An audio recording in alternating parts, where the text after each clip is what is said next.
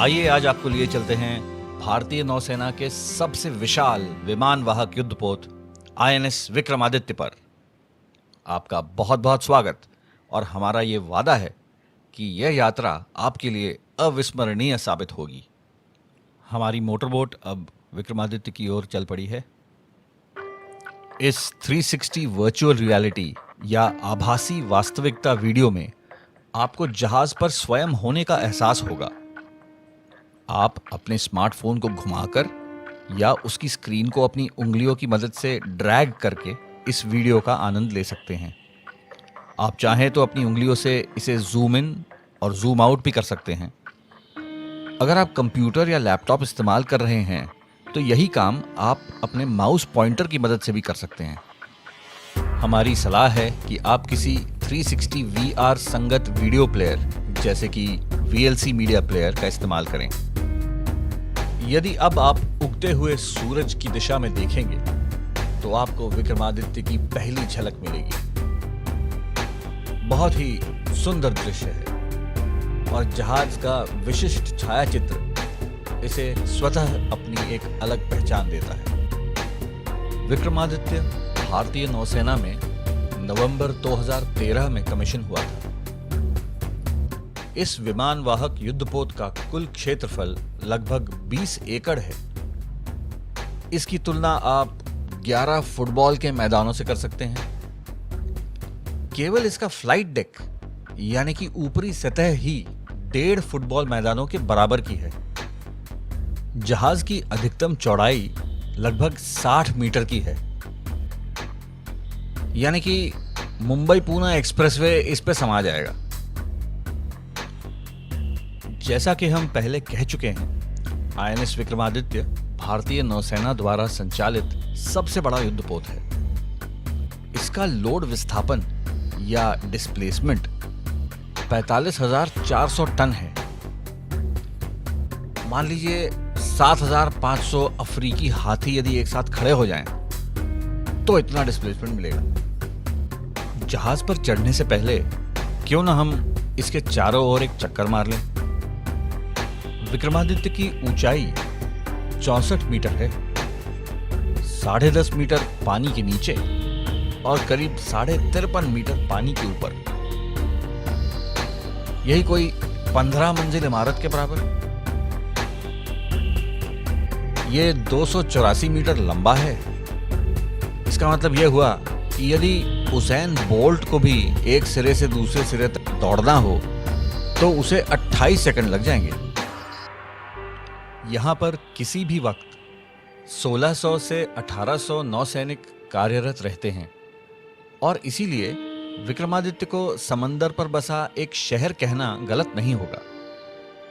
रहन सहन की अच्छी सुविधाएं और प्रभावी कार्यशैली इस जहाज की विशेषताएं हैं। कुछ ही देर में विक्रमादित्य के दिवस अधिकारी और उनकी पाइपिंग पार्टी द्वारा आपका जहाज पर स्वागत किया जाएगा। पाइपिंग विश्व भर की नौसेनाओं द्वारा निभाए जाने वाली एक बहुत पुरानी परंपरा है।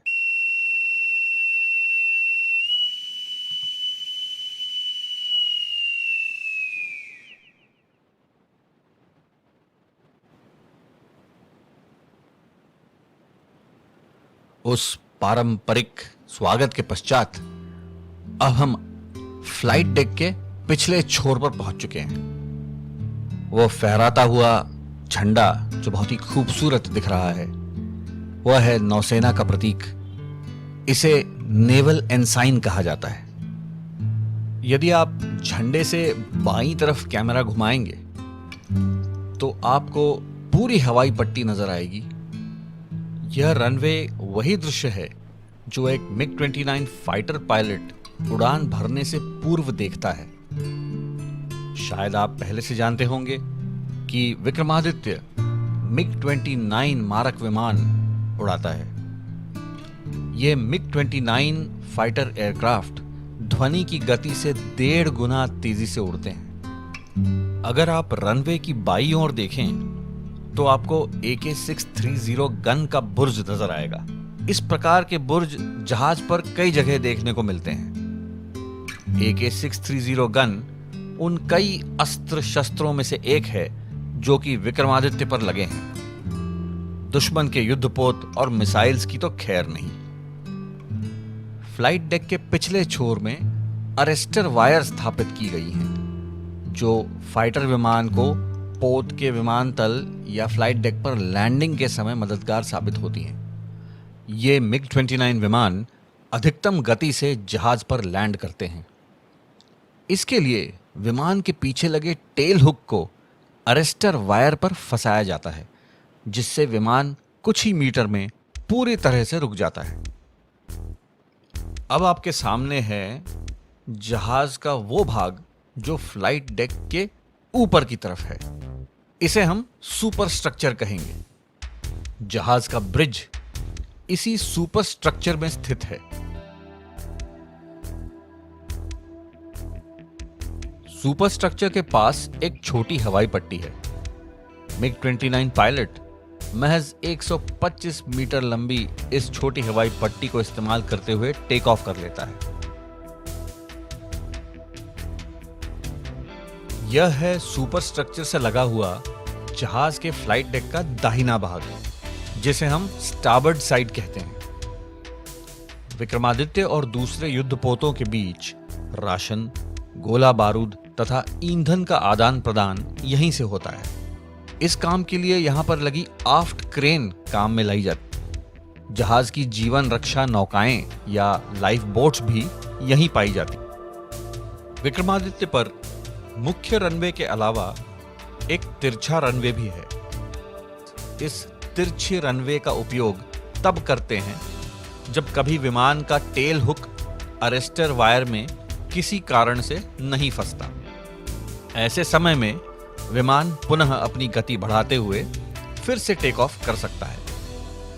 सुपर स्ट्रक्चर के ऊपर जो धुआं आप देख रहे हैं वो विक्रमादित्य के बॉयलर से निकलने वाली भाप है। इस जहाज पर कुल 8 बॉयलर हैं, जिनकी क्षमता 1,80,000 हॉर्स पावर की है। यह 250 फेरारी F12 कारों की बराबर है। अब हम स्की जंप पर खड़े हैं। स्की जंप रनवे का ऊंचा उठा हुआ हिस्सा है जो विमान को प्रक्षेपण में मदद करता है।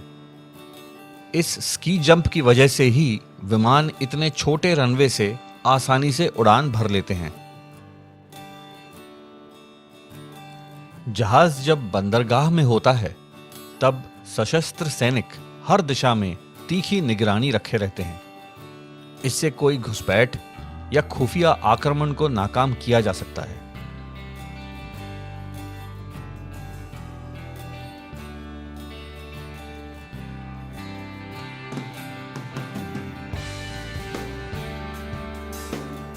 अब हम सुपर स्ट्रक्चर में स्थित ब्रिज के ठीक सामने खड़े हैं। ब्रिज में खड़े विक्रमादित्य के कप्तान और नौचालन दल भी यही नजारा देखते हैं। इस दृश्य से दिल कभी नहीं भरता।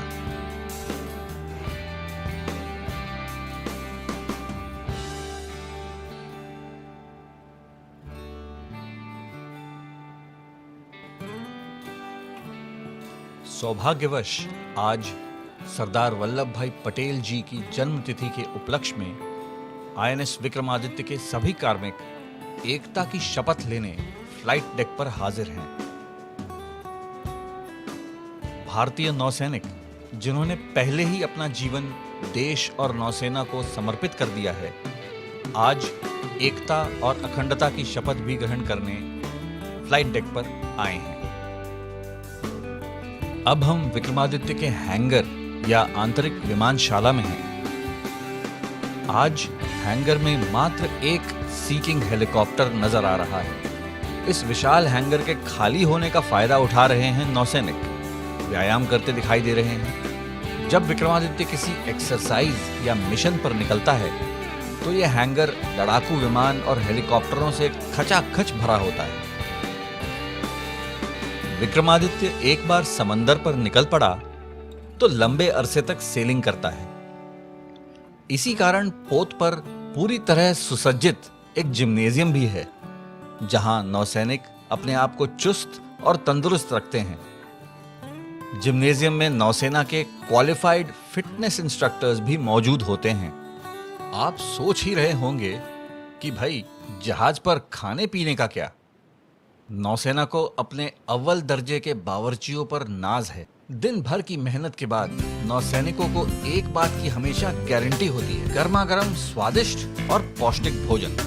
विक्रमादित्य 1800 लोगों के लिए 2 महीने का राशन लेकर निकलता है। प्रति माह तकरीबन 15,000 लीटर दूध, 25,000 किलो ताजा खाद्य सामग्री तथा 20,000 किलो सूखी खाद्य सामग्री का उपभोग किया जाता है। जहाज पर एक बेकरी है जो प्रतिदिन 5,000 ब्रेड के स्लाइस बनाने की क्षमता रखती है। आपको जानकर आश्चर्य होगा कि एक दिन के राशन की खपत से विक्रमादित्य का वजन 2.5 से 3 टन कम हो जाता है। आईएनएस विक्रमादित्य का अपना एक संग्रहालय भी है, जहां जहाज का गौरवशाली इतिहास और विरासत संरक्षित है।